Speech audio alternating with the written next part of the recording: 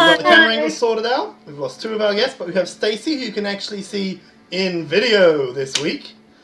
And I got it this time. Vexel's Lano again. Hope the audio is good enough. We're trying it without the headphone this time, and we'll see. We'll see how it records.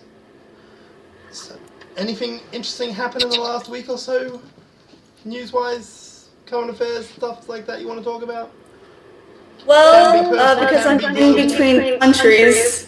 No, not for me. Mostly just because of the fact that when you're in between countries, you try to keep up with both. And suddenly you find yourself overwhelmed with, I don't know what's going on in either political sphere. And one minute you're surprised that, oh, the elections happened. And then the next minute you're like, there's something going on in England, and I don't know who any of these people are. The Queen's retiring, isn't she? Mm-hmm.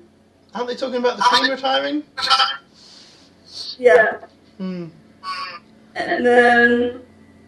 then I found out that the Republicans all got elected to the House and the Senate in America. They got the majority last Obama or last election.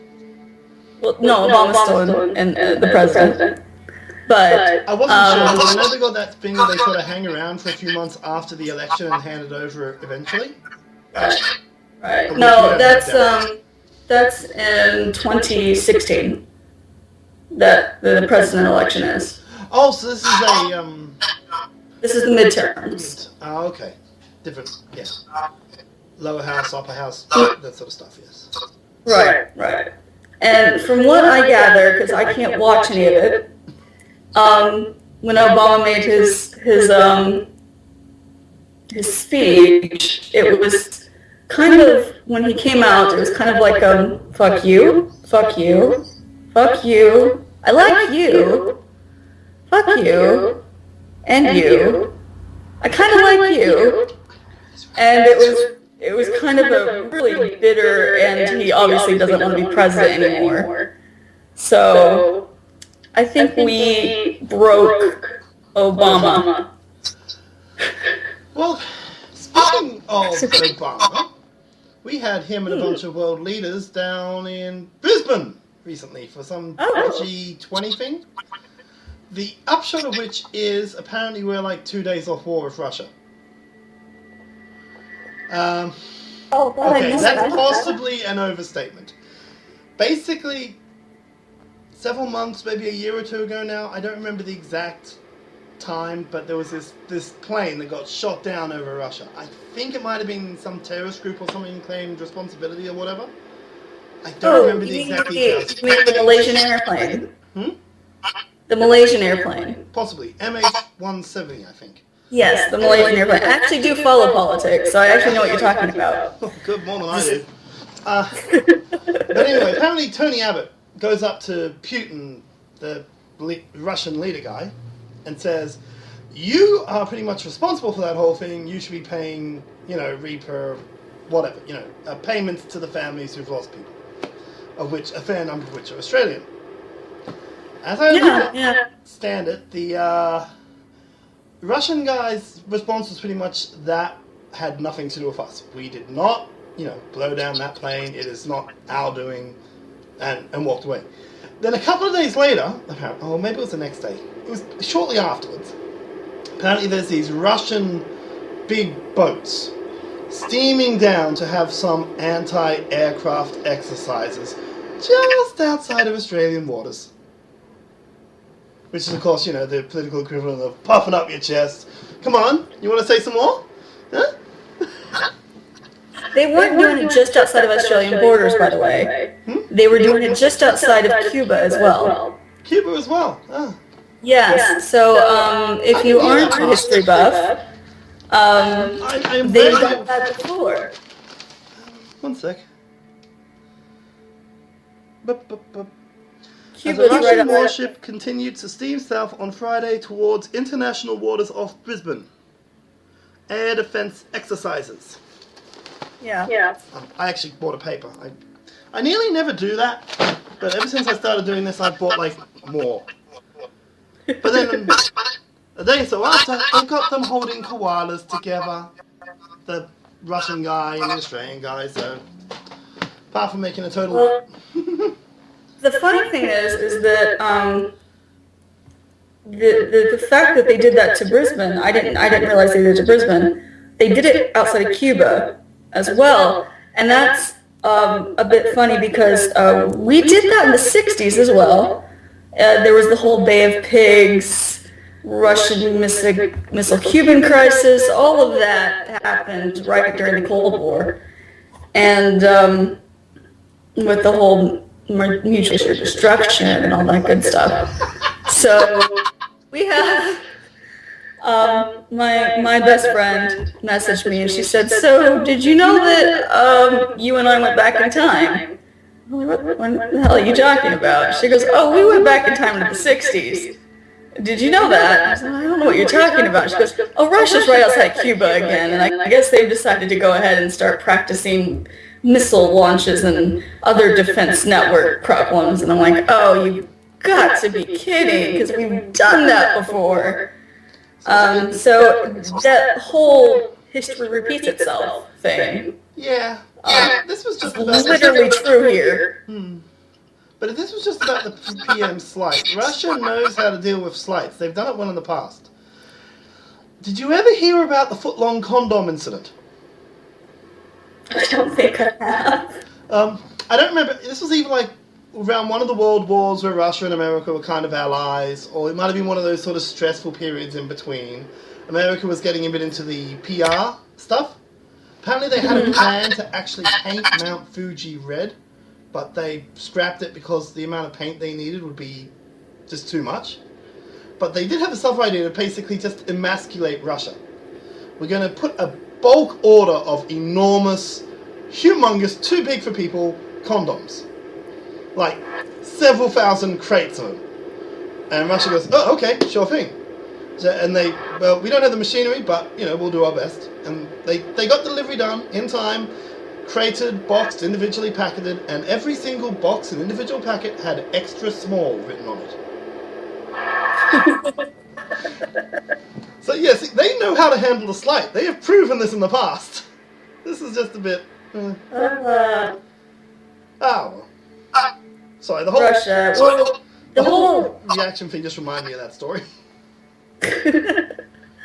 The whole problem with the plane situation is that the people that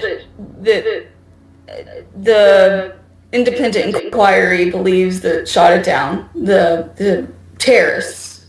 I don't remember, like I said, it was a long time ago. I barely paid attention to the news back then. I knew something very bad had happened, something very sad, and that was about it. Right.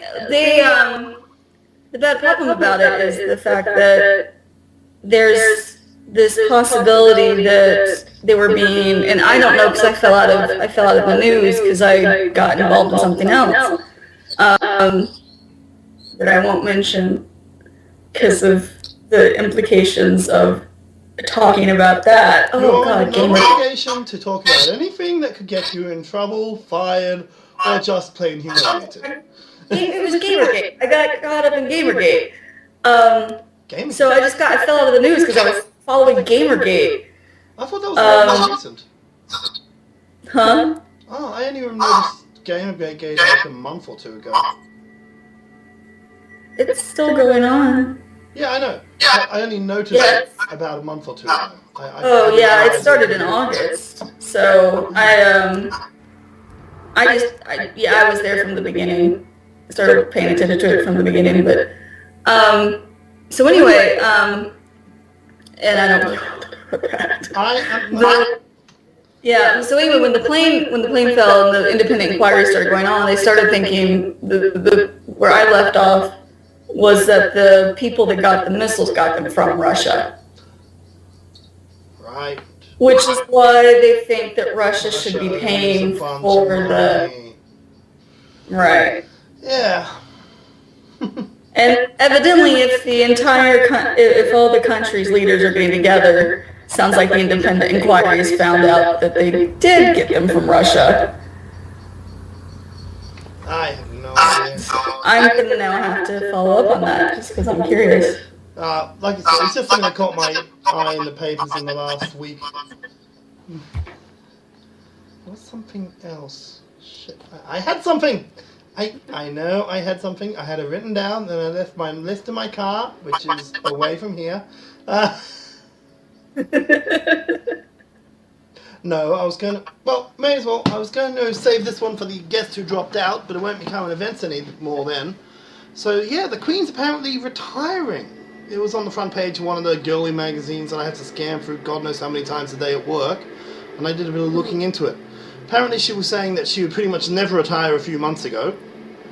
And then the article I read gave like 3, I think, different reasons that she's doing it. Mm-hmm. The first one, the one I like the best, this probably isn't how they said it, but this is how I interpreted it, was that there was a slight terrorist threat on Remembrance Day. So, right. They stopped a possible person from stabbing her.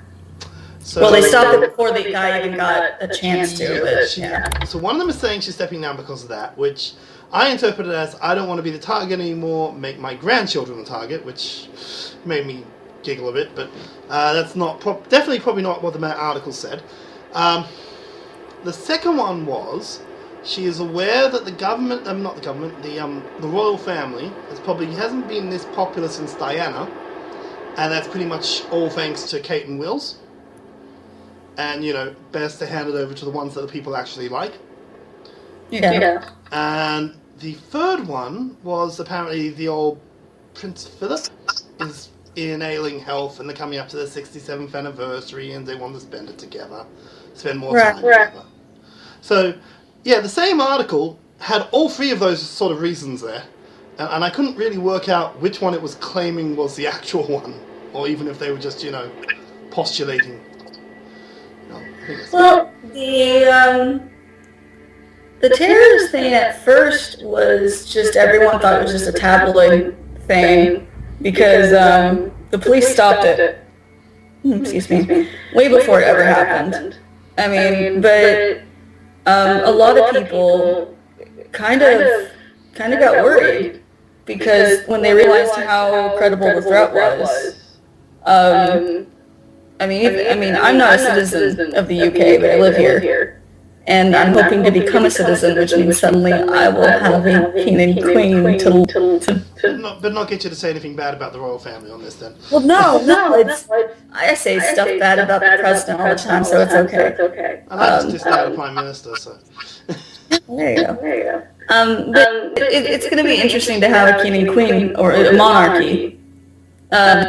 But oddly enough, I take pride in them already because it's kind of hard not to when you're a history buff or when you've gone through so much training to learn history, to at least admire something that's lasted as long as this has.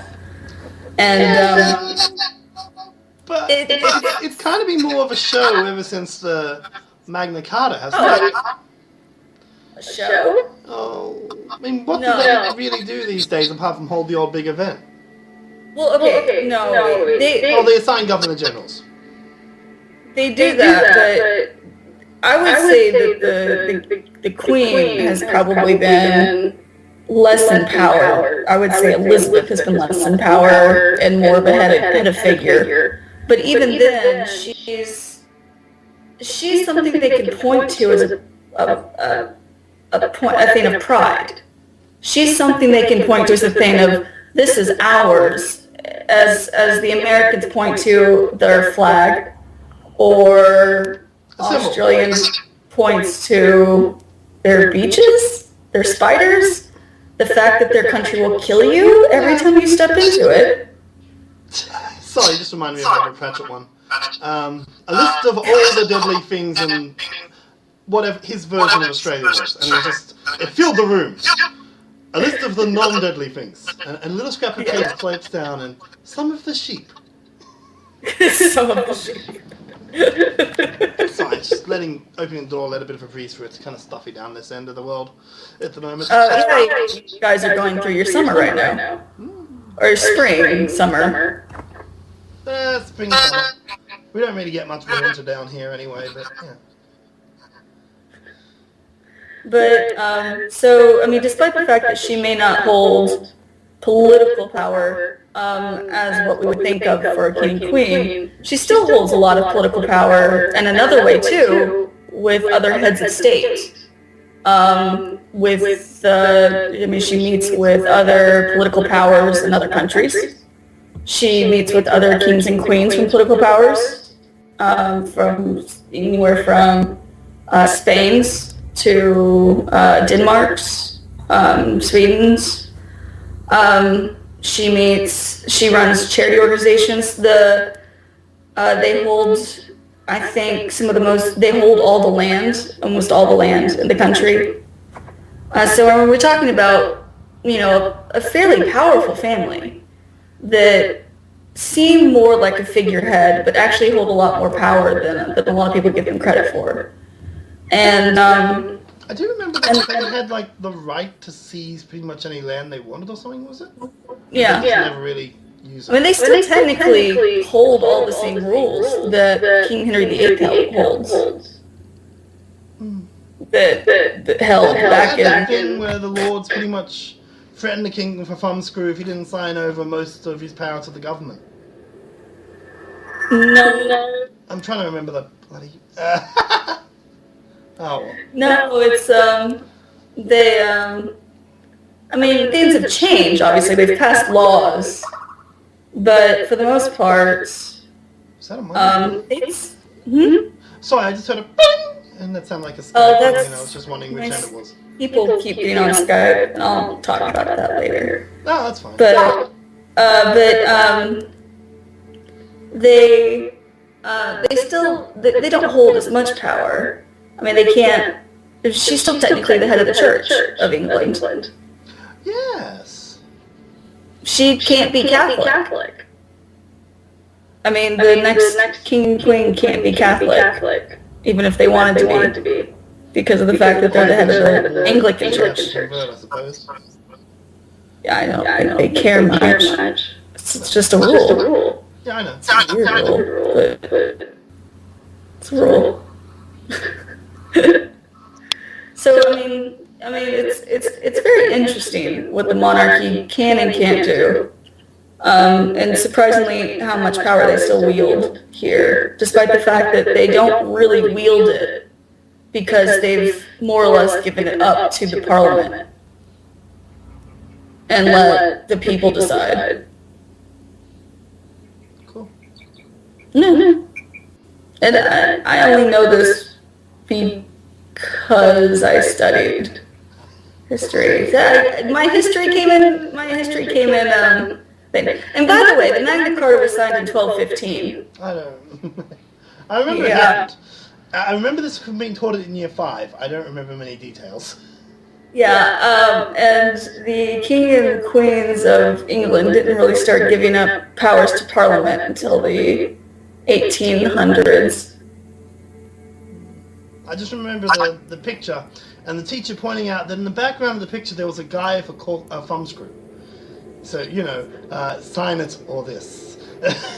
And surprisingly enough, John was okay with signing the Magna Carta. He just wanted everyone to leave him alone because he wanted to do his own thing. Very interesting book that I read about the Magna Carta. I won't bore you with details. Oh, I read the odd interesting book. Not very often these days, but occasionally. Okay, I'm going to bleep a word, but you're probably going to be able to guess what it is. There's a new one out that I'm kind of looking forward to getting my hands on. It's written in the style of a kid's book. You have to beeping eat. From the author of You Have to Beep... No. Won't you... Oh, I don't remember. Won't you go to sleep or something like that? It's basically written in the styles Samuel of... Jackson read it. Samuel Jackson read it. Oh, yes, in the version I got on my phone. I checked the iTunes lately, and the one they got up there is now written by somebody else. He narrated it for the audiobook. The latest one has Depending on Where You Live, narrated by either Stephen Fry or the guy who played Walter White off Breaking Bad. Oh, that's awesome. Yeah, so I kind of want to get my hands on that one, but because it was the last one that made me laugh. It was a good book. Sure, it swears every page, but you know.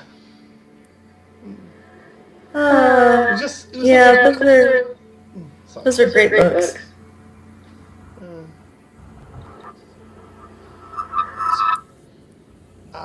That's right. Now, you don't have to talk about this if you don't want to. If it's too early, you were telling me you were setting up a website. Yes. My husband and I... Okay, here's the full story. Okay. Gamergate started, obviously, and I was a neutral party. I thought the idea of better journalism ethics was a good idea. Oh, always is. We don't have that sort of thing in this country, but I'm told it is. No, I'm serious. One of the main things I was taught about journalism back when I was like 10 was that you're supposed to have a sort of semblance of impartiality. Yes. Last election, every paper was saying, this person needs to be voted in, or this person needs to be gotten rid of. Well, you guys have Rupert. You guys, Murdoch Media Group. Yeah, Murdoch. So I hate Australia for that. I mean, other than the fact that you guys also have most of the deadly spiders in the world. So thanks for that. You gave us the deadly spiders You're more and likely Murdoch. to see a huntsman around your house than a deadly one. They just look scary. They're not actually dangerous. Okay, we'll find that I can just when you wake up in the middle of the night and one about yay big is sitting on your roof, just looking at you. As long as I can name them and they leave me alone, I'm okay. I have a problem with what's it called? Just naming everything. Anyway, so yeah, we have a problem in America, and I can blame Australia for that. Because you guys gave us Fox, more or less. Fox News is owned by Murdoch. Oh, okay. And I'm a big fan of Edward R. Murrow, who was the guy that took on McCarthy and the Red Scare in America. Do you know what the Red Scare is? Communist. Yes. It's all the communist folks. They're behind every door. Yeah. Oh my God, they're behind my shower curtain. Oh my God, they're gonna. Yeah, it was terrible. The little yellow reds in Korea.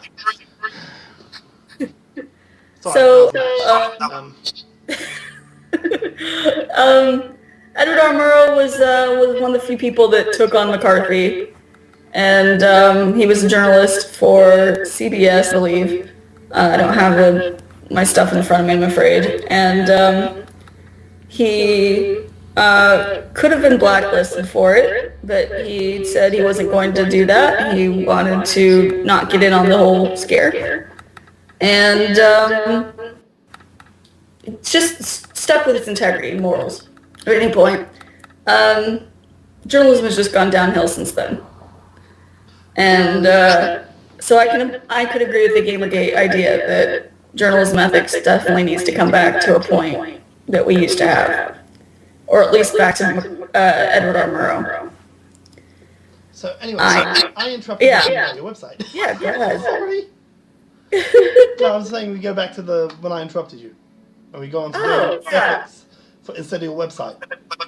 So anyway, but I didn't like Gamergate's tactics and how they were going about it.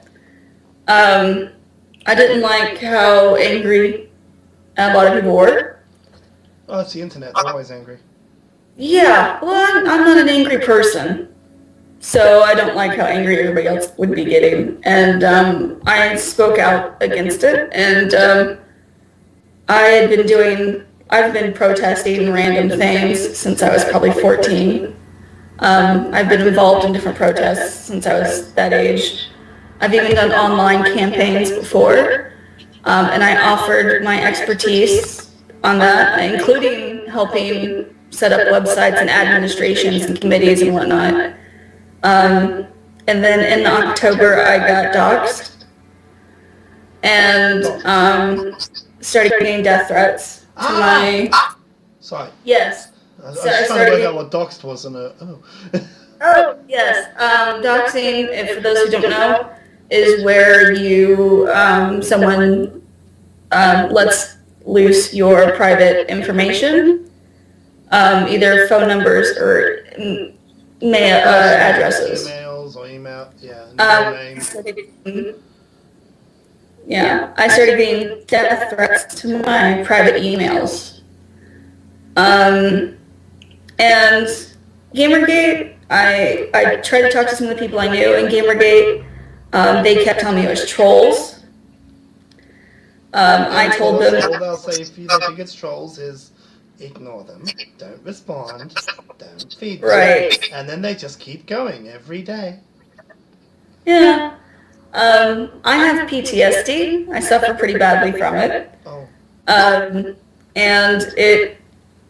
I actually have had a stalker before. So it triggered a PTSD response. And it got pretty bad for a while. When I came back, I was very anti-Gamergate, I guess you would probably call it. I didn't dislike anyone in Gamergate, but I very much stood against what it stood for. Your camera went kind of crazy there for a second. I noticed. That's what I noticed. It just went black and then faded back. You're green and purple dots. Are you sure it's not your... Are you green? No, I'm not. I'm still... I mean, unless... No? Okay, are you? Anybody viewing? Or are in the comments? Am I purple and green? Just 1 second, I gotta lose a jacket. It's too bloody hot.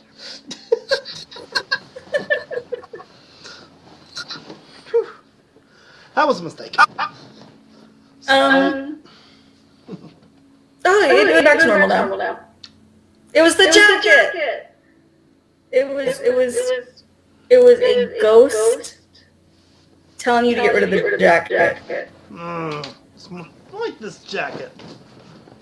It's my favorite outfit after my Reaper robe vanished. The jacket's amazing. Yeah, got it in Bali a couple of years back. Part of a Frankenstein Halloween outfit, but nobody guessed what I was supposed to be. Everyone thought Two-Face. So I have a bad habit of getting costumes and everyone guessing completely wrong about what they are. Like I said, I had a great Reaper robe. And first time I wore it, everyone said, "Oh, you're that guy from the Star Wars movies." You know, Palpatine. Then, about 6 months ago, I got a little toy lightsaber. I wore it to Monarchy in Brisbane, where they have these where it's not so unusual to see people dressing up. And, oh, you're Severus Snape!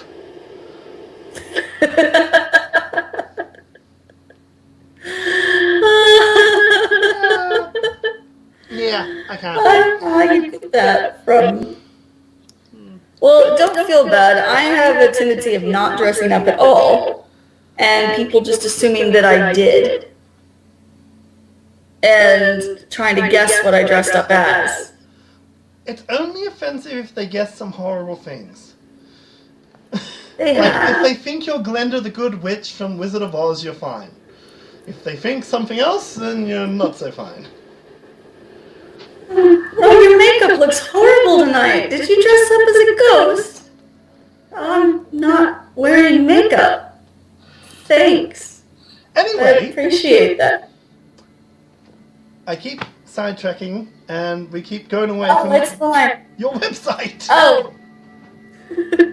Well, the point is that when I came back from it, I decided that I was very much against what Gamergate stood for. Before I was a neutral party, then I stood against it.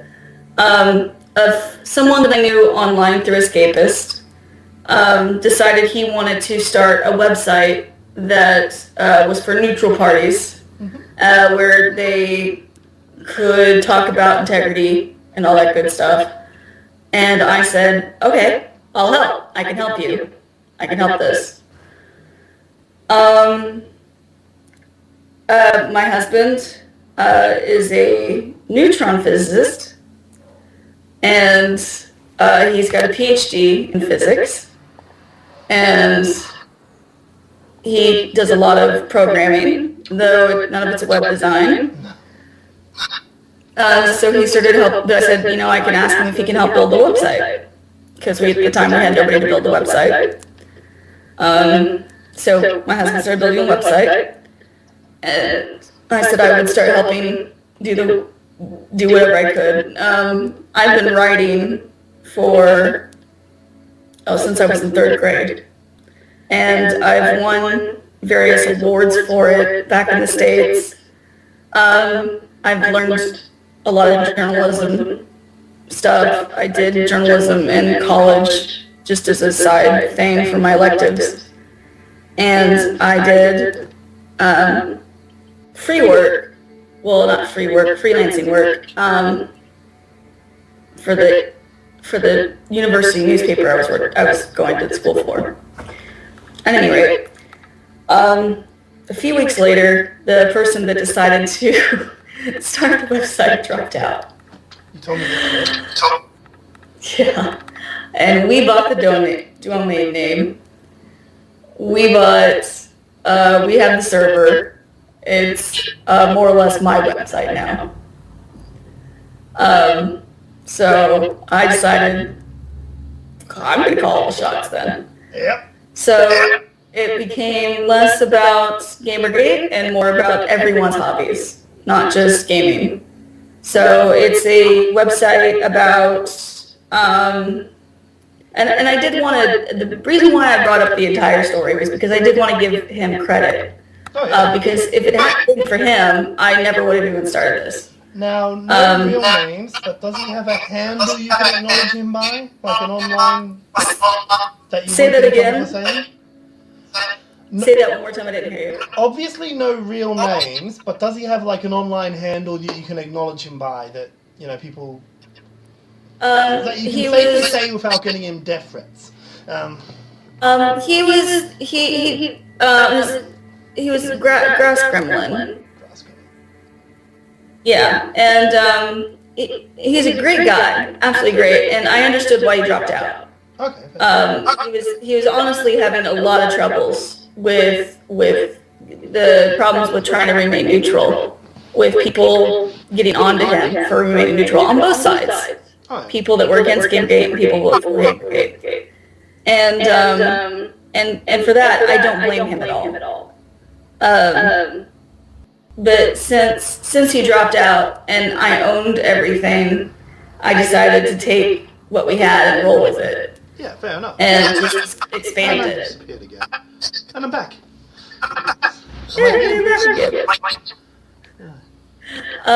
So we went, we decided to do, obviously gaming's still a part of it, but we've got someone doing comics. We've got a writer doing comics. We've got someone doing human interest pieces, which are more or less just interviews with random people. Cool. We've got interviews lined. I've gotten interviews back with Adam Saltzman, who is a game developer who did What the hell is with my cat? Who did a free runner game. We did an interview with Chris Clue, who is a big outspoken person about Gamergate. You keep saying names that I know from somewhere, but I can't place. Oh. Yeah. I'll look them up after the episode, I promise. We're waiting back to hear from. I was granted interviews. I'm doing the legwork part while another girl's doing the actual writing part for me. But I'm waiting to hear back from the Riff Tracks guys. They do some stuff online for us. Waiting to hear back from Rob Dinblanker. I might have just totally messed up his last name, but he does Explosum, webcomic. They're really great. I love them. It's just that there's so many of them, you can't know them all. So many different webcomics. And so we're trying to get as many people in as many different fields. If you have never heard of riff tracks, they riff movies. Like they did Sharknado live last July. They've done Twilight, which was amazing. They riffed on Twilight, all the Twilight movies, Paranormal Activity. They do B movies. They do shorts from the 50s and 60s and 70s. I'm sorry. Did you ever see an old show called Mystery Science Theater? I think that's the name. Yes, I own every single episode on tape. Oh, okay. Is it sort of Mystery like that? Science. Is it kind of like that? Yes, it's just like that. It's the same guys. Oh, is it? So, yeah. Well, the same guys from the later seasons. I only saw an episode or two and know of it through various media. I haven't got the whole series, so, but yeah.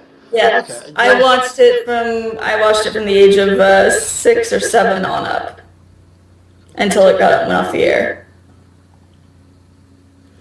So I was a big fan. So you pretty much just nitpicked the movie to death, like every little loophole. Yeah, it was fantastic. And then we've got people doing. We've got someone finally doing video blogs for travel. We're hopefully going to have some people doing some role-playing, D&D games, stuff like that. So as many different types of hobbies as we can do. I've never done that once. The D&D thing. I've only ever played one game of that one. I picked up the starter kit on my way home, but one night in a pub, I kicked the giant guy in the balls. I groveled to the person who spent the whole night groveling the person and eventually got torn apart by wolves. That's not the best D&D campaign you could have been in. But If you got torn I apart was playing a sneaky, underhanded thief.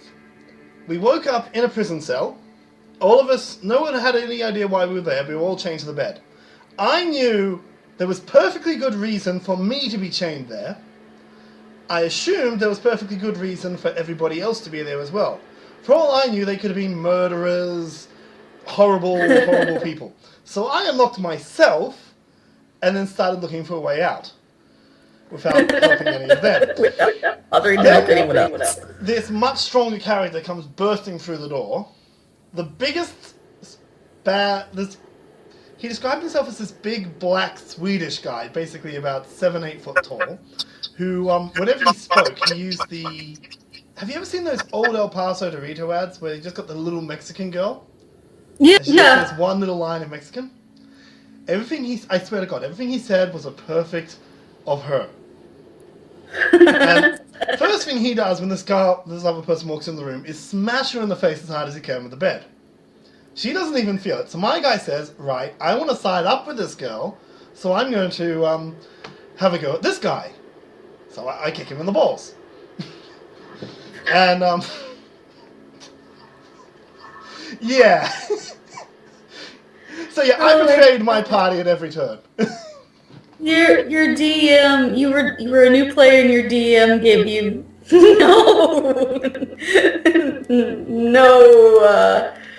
no guidance. It looks I got in character and I stayed in character. But you guys had fun with it. It was at a pub. There was drinking involved. Not the best story I've ever heard, but the only one I can actually tell that was actually about me. Listen to that podcast I put you on. They have this one there where they tell a story about where they basically rode the hungry caterpillar through a town. But oh my God, that's awesome! But that's somebody else's story, so I can't tell it. That's podcast. That's amazing. Because one of the guests was going to be from that one before he dropped out. Excuse me. So you're looking for new content creators, you said? Yes. I'm still looking for more, of course, because we have about a half a dozen or so right now, and I'm always looking for more. But what we're doing, what the website wants to do, isn't that we don't want to be a website where people just come in and read or watch a video or listen to a podcast or a forum. What we want is to get the community involved in their hobby. Whether that's ways of showing them how to support local artists or support the people they already enjoy, or find out new ways to get involved with their hobby. So I didn't know that the people that do Warhammer are from like 40 miles away from where I live right now, which is really cool. And so because of that, there's different things that I could probably do as the admin to get more information about Warhammer out to my readers. People that are really Warhammer. Maybe you can advertise some profitable, good-looking Kickstarter things. Kickstarters that actually look like they might be worth supporting, as opposed to somebody just chuck this up and hope for cash. Right. That's what we're going to do. We're trying to get these words out for the community. And on top of that, what we want to do is get other people in, which is part of the reason why we're doing a lot of these human interest pieces, to get people involved and get them excited about getting into the industry. So, if you want to be a book reviewer, or if you want to go out and write a book, or if you want to go do your own podcasts or whatever, we're trying to get other people that do these types of things and interview them, not so that they can give you tips and hints, but so you can see that they're a person behind their voice. You see them mostly as a fan, and you kind of forget sometimes that they were starting out just like you at one point. And if they can do it, so can you. Right. Provided you can actually talk and that you have the talent. But the point is that sometimes you don't know that you have the talent until you start trying. Yeah. And we really want to focus in on that. We want to focus in on the voices, and that's what our website's called, the Unheard Voices. So that you know that sometimes you're not heard yet because of the fact that you haven't spoken up. Yeah. I mean, this setup, what I'm doing here, took, 5 minutes to get set up. I had everything I needed at home. I just needed to put up some ads on Reddit, and it was all set to go. But I dilly-dallied on this plan for like 2 months, because I figured, no, it's a horrible idea, because I was telling myself, it's a horrible idea, nobody will go through with it.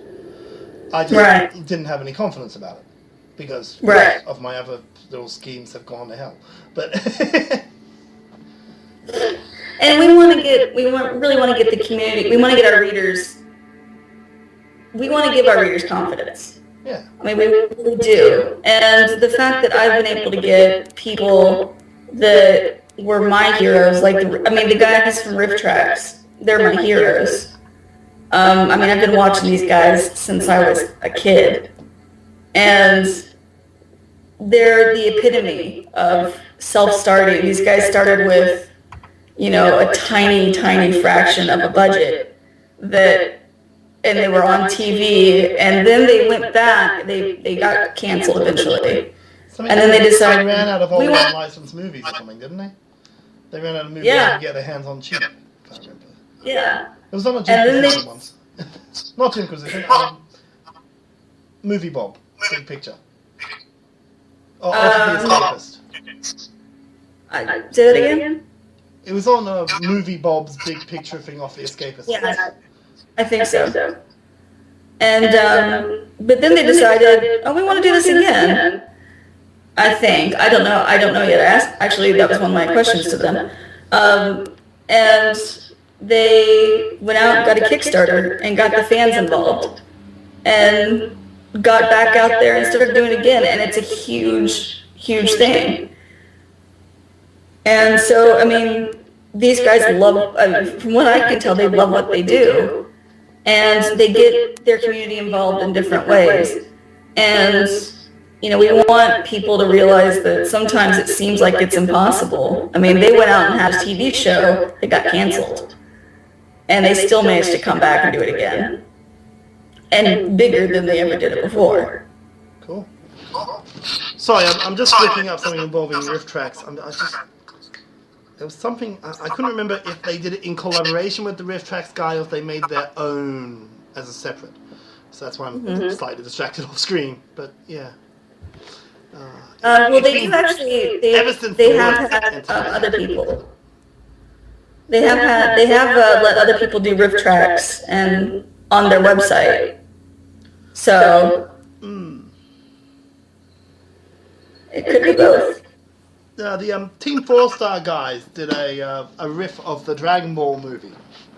I couldn't remember if that was with them or if it was just the Team 4-Star's version of their work. Because that movie, anything needed the shit kicked out of it, that movie did. I think that might be their own. I don't think I saw the Dragon Ball movie on the riff track site. It was probably their own. Yeah. But so yeah, that's what our website's going to be. We're hoping to have it up by January 1st. That's our debut plan. Right now we're getting as many content providers in as we possibly can. People that want to get their, I mean, right now everything's coming out of pocket for me and my husband. We have no donations in. No advertising. No, nothing. No ads. We are not doing ads. We do have an ethics policy,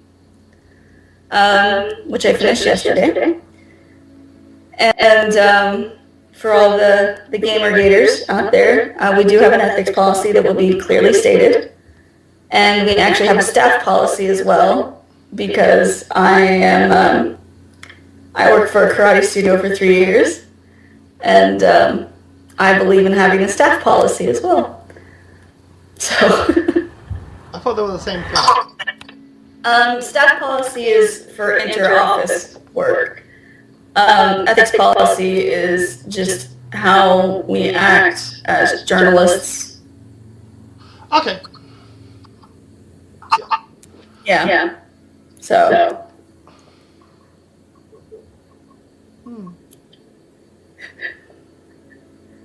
But I'm excited. Yeah. It sounds like a great thing. I'm going to start searching it as soon as New Year's Eve kicks in. But yeah. go out to the fireworks, and then I'm away home, unheard voices, and. Okay, well, hopefully you're not driving, because that would be a very bad idea to do that. I walk, because that's pretty much the one night every year I actually regularly drink, so I tend to walk. Okay, good. If you are excited about the website, don't look it up and walk and drive, please. That's the one.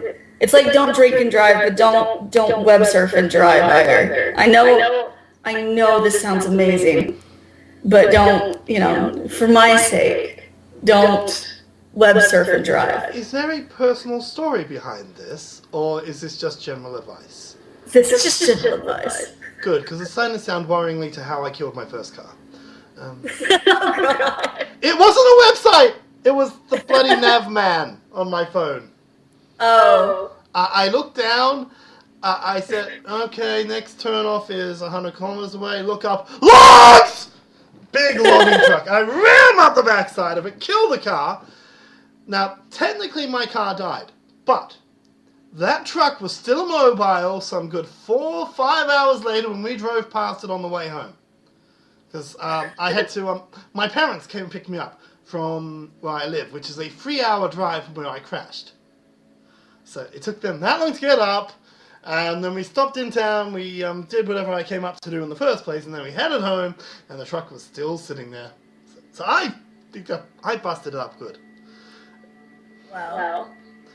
If it makes you feel any better, when I was living in Alabama, I was driving and I was singing along with a Spice Girl song, very, very loudly. And I come up over a hill and I get to the tell me what you want, what you really, really want part. And on the other side of this hill, for no reason, everybody is just stopped. And I have no time to stop. And I just hit another car. And I'm driving a Saturn, which those people in America know are made of plastic. Literally. They're made of plastic. It makes them crumple. It makes them explode when they get hit. They imagine plastic just hitting something as fast as you can, and it just explodes. So my car hits this other car, which was an older Camaro, I think, and it gets a tiny little scratch about yay big, and my car was totaled. And the whole front end was dented in. The entire, my headlight exploded. The entire passenger side was just gone. Like the entire thing was just pieces of plastic all over the ground.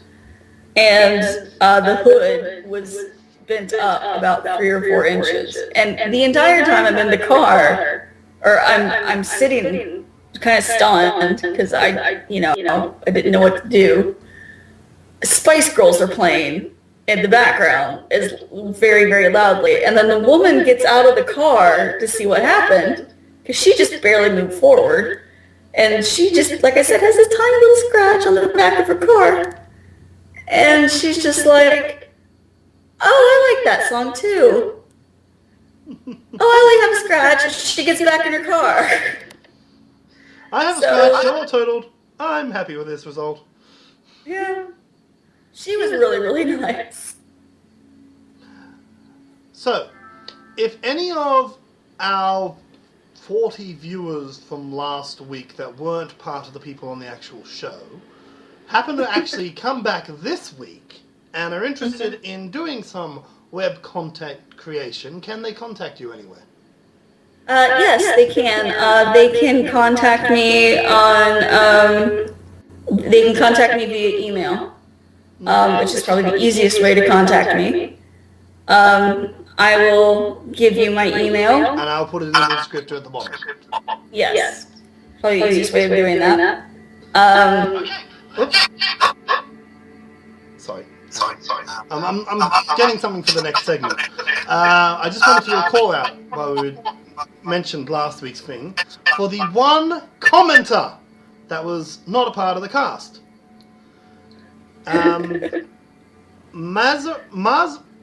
Mazzarello Dimo? Oh, or Dimo? Marzarello, yes. By the way, Marzarello. Knows who I gather from your response. Yes, it's known me since I was 13. A slight warning not to say anything bad about you was there. Yes, I told her not to say anything bad. Well, I'd just like to thank her for the congratulations on the pilot and encourage her to contact vex.osolano@gmail.com if she'd like to actually be on the show, and that goes for anybody else out there too. Yes. Just giving a personal response to the one commenter we got that wasn't on the show. Oh, and thanks to the other 2 guests who also emailed me back with some tips and suggestions, which I probably could have implemented better if I had a full cast for this week. Oh well. Because they're mostly around, stopping people talking over each other and... Yeah. Which works better with more than 2 people. Yeah, we can practice that if we have hand puppets next time. Give me a minute, I got hand puppets around here somewhere. Just with 2 people, we'll just start having hand puppets. Ooh, will this get me taken off a copyright violation? I don't know. Okay. There we go, we have our 3rd guest. I don't know who I that don't is. dare risk it. I don't want to risk illegals. Don't want Strassman suing me. I purposely put my drink in a glass just for you on the off chance there was copyright problems. What? Oh! Yep, the bottle. Right. Yes. Because I didn't want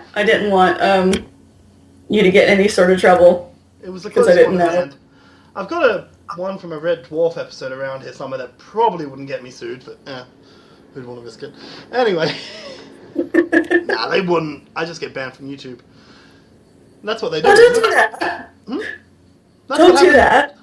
To the all those abridged series, the original owners of the animes that make them put little copyright things on them, and YouTube says we have suspended this account, even though apparently the parodying of it is allowed under the fair use something or other, which I don't understand.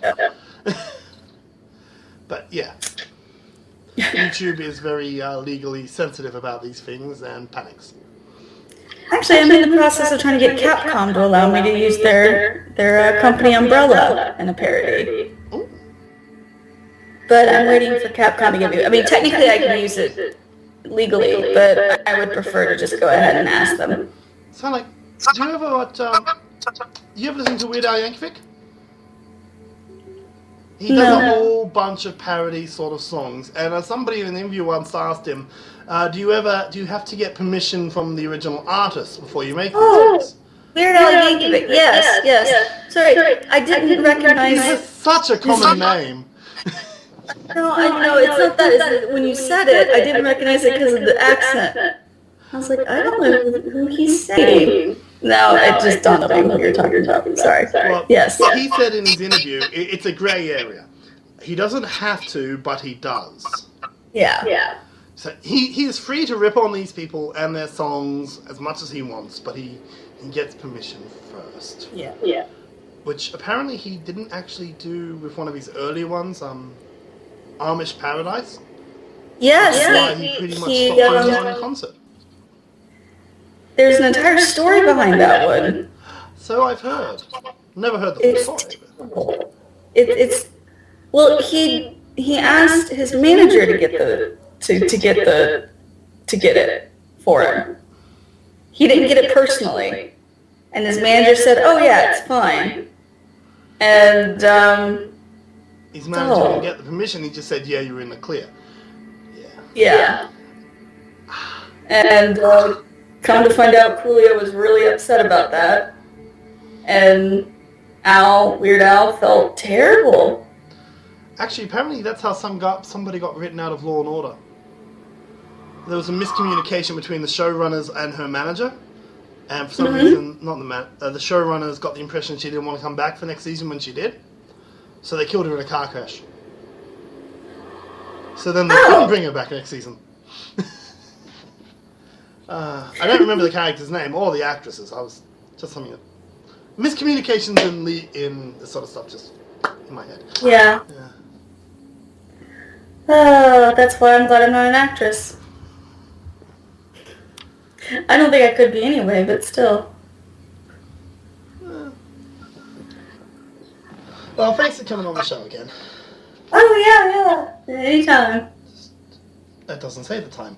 I was just checking his No, anytime. We've been going about an hour. Cool.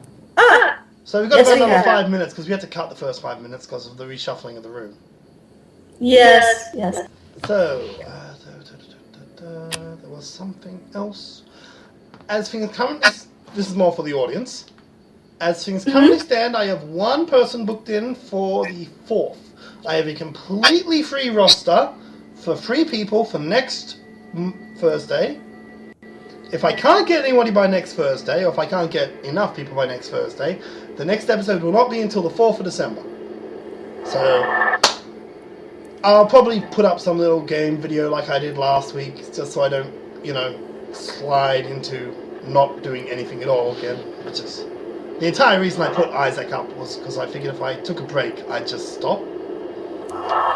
You lose the momentum, inertia takes over, and bleh. So, speaking of Isaac, I'm assuming that you're a gamer from the gaming and hobby website and the fact that you can't be through the Escapist, you've been playing any good ones lately? Well, being someone who does Linux, no. Ooh. Well, just because computers Linux doesn't mean you didn't have a console. I didn't know. I do have a console. The problem is that I don't know if you know this, but my husband is a doctor, as I said, and he's the kind of doctor that does not get paid well. And we don't have a TV because we can't afford one yet. We've been in the country for over 6 months, and we still haven't bought a TV.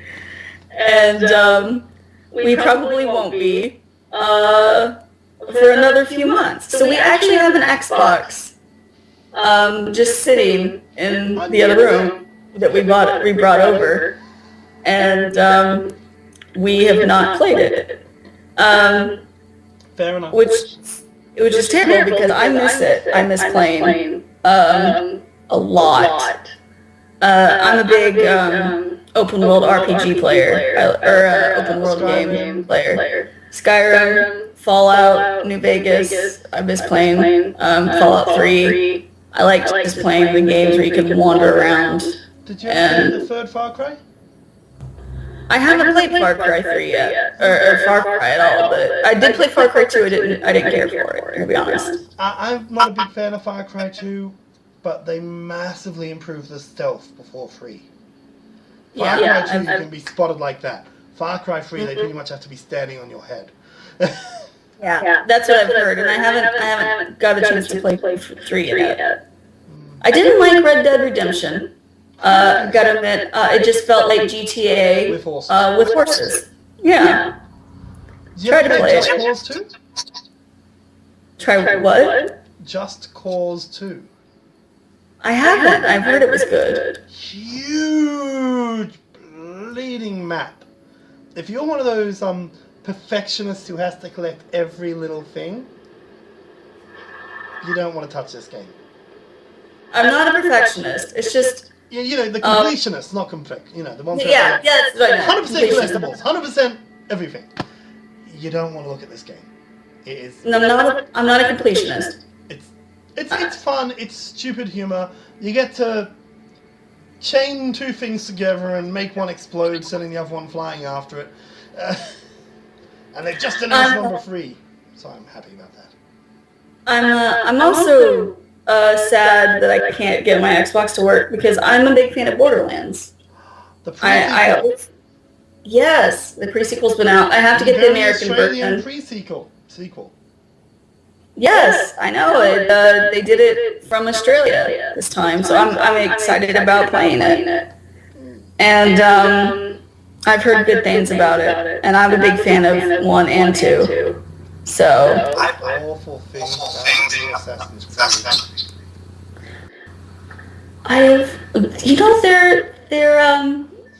Their stock dropped the day that they launched. That's bad that your stock drops. That's gotta just tell you right there. Well, when half your characters appear with no face, it's kind of worrying. Oh my.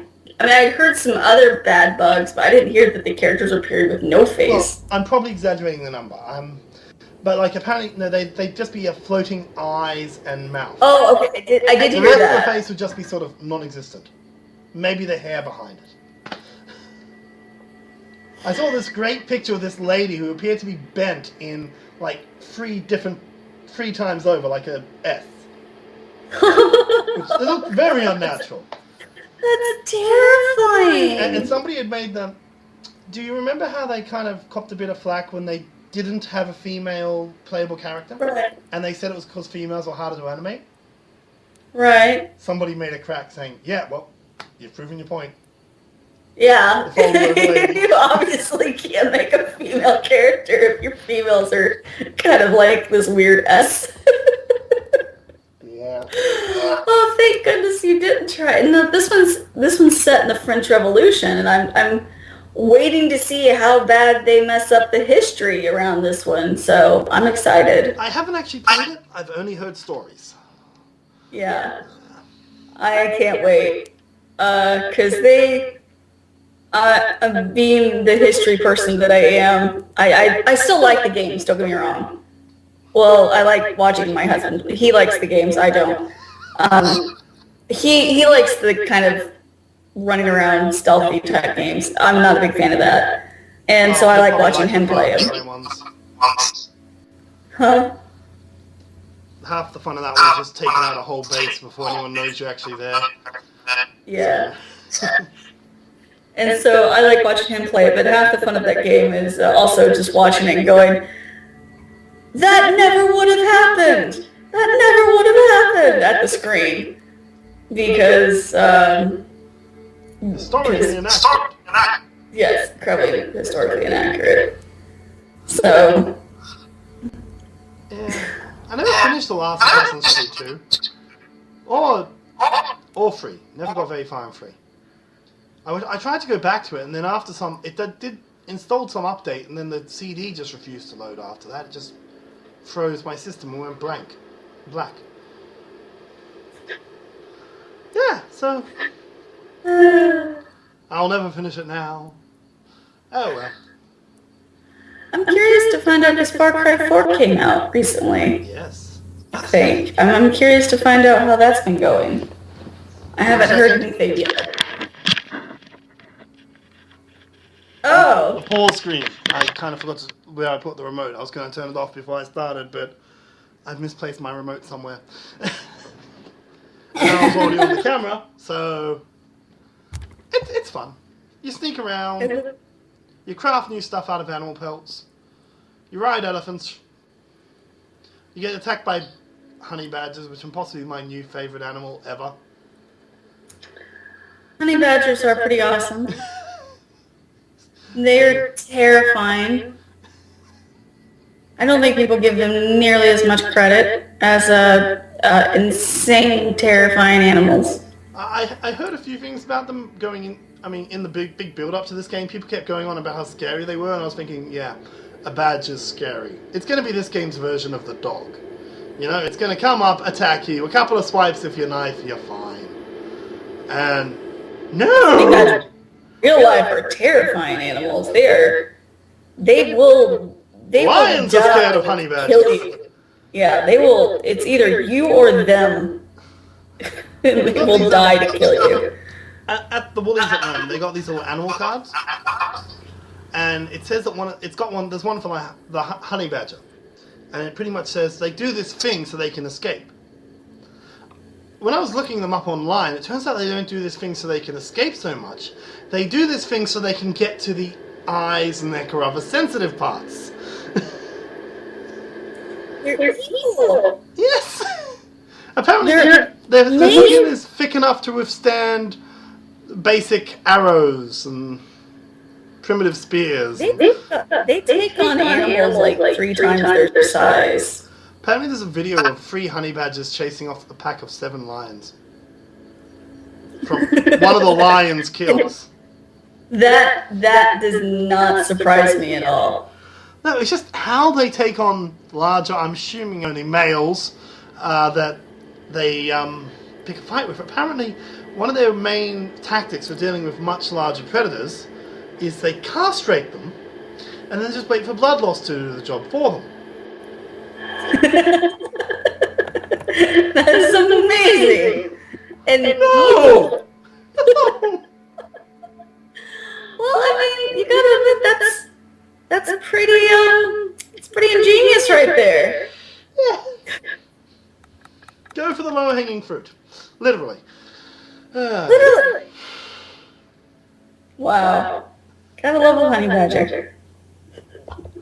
Oh, I had a fun night one night just going through a series of YouTube videos on the honey badger. There's one where this porcupine's trying to scare it off. It's basically jabbing it with the quills, and the honey badger's just not noticing. Yeah. It's like whatever. Yeah. This is what I sleep on at night. This is my mattress. And yet they're so cute. Yeah, they do look a bit cute. Absolutely adorable. That's how they get you. They look like you can hug them, and then they take out your eyes. Or other parts, yes. Or other parts of your body. Like, my eyes. Other parts of your body. Oh, dear. Well, I better let you get on with your day. I think we're coming up to about the hour mark after editing. And I hope to have you on another time. Good luck with the website. Thank you very much. Hopefully I can get a bit more of a cast before next week. So, once again, anybody who might actually be watching this, vex.orsolano@gmail.com. If you want to be on, write in, give me your Skype details, I'll get in contact with you. I'm looking at altering the time because I understand that 4 o'clock in the morning is a bit fierce for some of the American guests. So I am looking at seeing if I can find a time that fits in with my schedule that won't be so horrible for them. And, you know, so probably more like 2 o'clock for you instead of 6 or whatever. We'll see.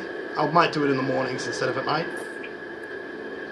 So who knows? Also, if I ever get a certain thing I'm waiting on in the post, I intend to do a competition very shortly. I'm getting a few copies of a thing, so I'm thinking of giving one of the way in the competition if I can get enough viewers for that week. So, hopefully. It's actually a game I backed on Kickstarter. One of the cards has got my face. Nice. Yeah. If it ever gets here. Oh well.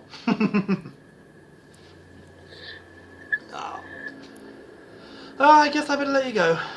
Thanks. Alright, well, it was good talking to you again. Have a nice night. So I'll You cut too. the first 5 minutes and we'll end at about here-ish. See ya. Alright. See ya.